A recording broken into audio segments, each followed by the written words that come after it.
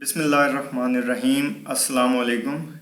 Dear students, in today's lecture, we will discuss the definition of the most important algebraic structure, that is, definition of a group. Before giving formal definition, let's define some terminologies. Function on set X. A function from set X to set is also described as function on x. ऐसा function जिसकी domain और को domain एक ही set x हो उसे हम function on set x पढ़ते हैं। Unary operation on set x. A function on x is also described as a unary operation on set x. Now we define Cartesian product of two sets.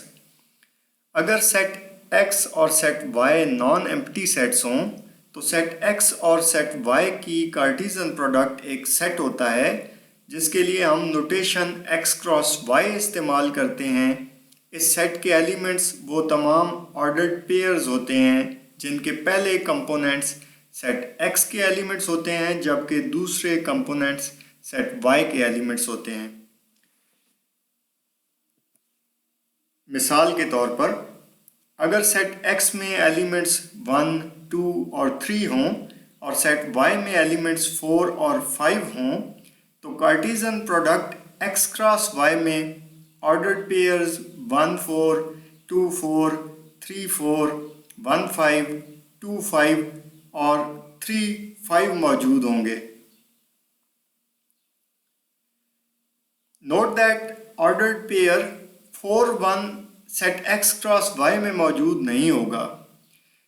ये क्यों set x cross y में मौजूद नहीं होगा? क्योंकि इसका पहला component 4 set x का एलिमेंट नहीं है और ना ही दूसरा कंपोनेंट 1 सेट y का एलिमेंट है।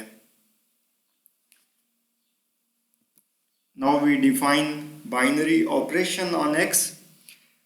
A function star from Cartesian product x cross x to set x is called a binary operation on set x.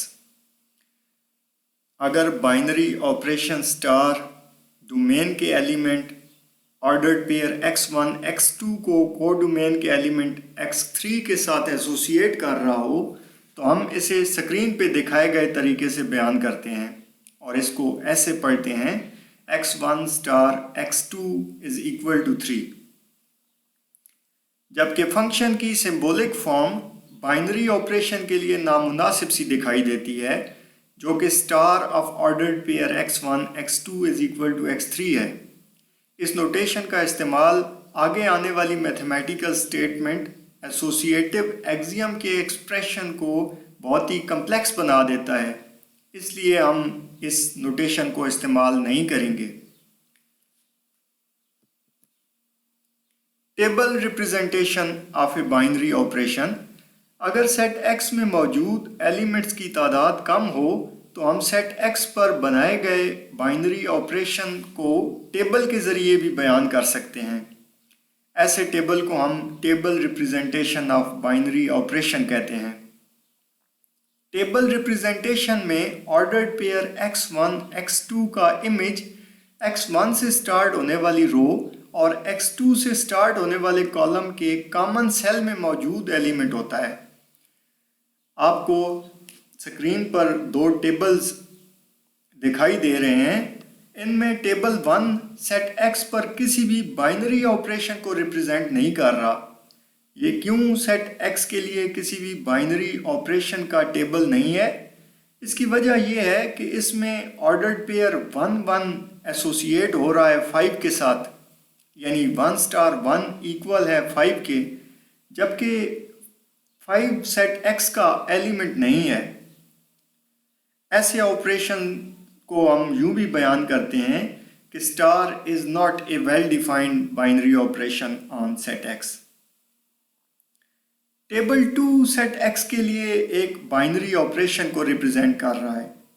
आप देख सकते हैं कि सेट x क्रॉस x में मौजूद हर एलिमेंट सेट x के एग्जैक्टली एक एलिमेंट के साथ एसोसिएट हो रहा है। ऐसे ऑपरेशंस को हम यूं भी बयान करते हैं कि star is a well defined binary operation on set x. Question, अगर सेट एक्स में 3 एलिमेंट्स 1, 2 और 3 हों तो सेट एक्स पर कितने मुख्तलिफ बाइनरी ऑपरेशंस डिफाइन किए जा सकते हैं?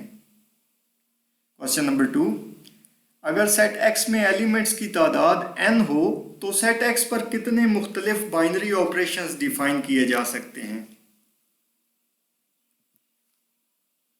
What is an axiom?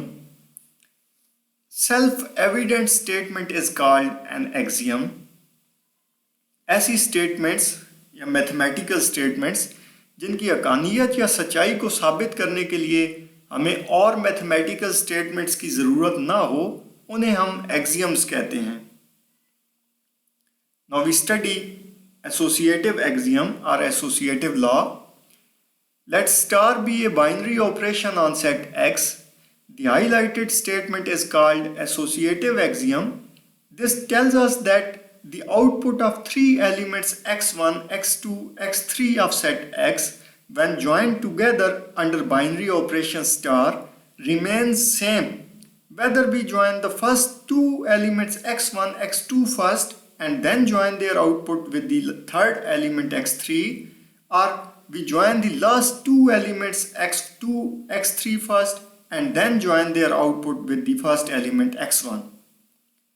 A binary operation star is called an associative binary operation on set X if associative axiom is true for every values of x1, x2, x3 in set X.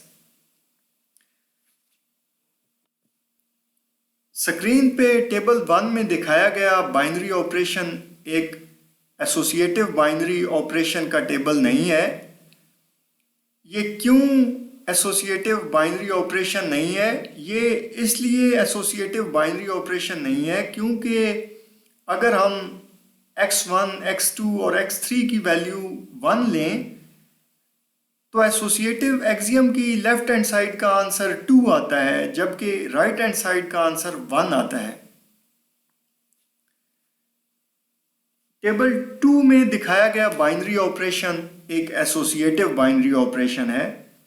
इसमें आपके पास set X के elements की 8 different possibilities आती हैं जिनके लिए आप 1 bye 1 associative axiom को वेरीफाई कर सकते हैं।